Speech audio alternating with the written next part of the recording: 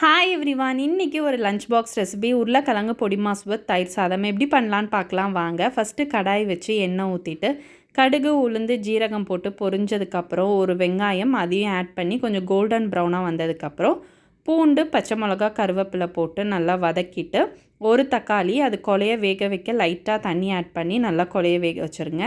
இதுக்கு தேவையான மசாலான்னு பார்த்திங்கன்னா ஒரு டீஸ்பூன் மிளகாத்தூள், அரை டீஸ்பூன் தனியா, கொஞ்சோண்டு ஜீரகத்தூள், கொஞ்சம் உப்பு போட்டு நல்லா கலர் சேஞ்ச் ஆகிறதுக்குள்ளே தண்ணி ஆட் பண்ணி கொதிக்கும்போது கொஞ்சம் பெருங்காயத்தூள் ஆட் பண்ணிக்கோங்க உருளைக்கிழங்கு கேஸ்னால். அதுக்கப்புறம் தண்ணி நல்லா கொதித்து வரும்போது வேக வச்சுருக்க உருளைக்கிழங்கு ஆட் பண்ணி நல்லா கொஞ்சோண்டு பெப்பர் போட்டு வரட்டி எடுத்திங்கன்னா சூப்பரான பொடி மாஸ் ரெடி.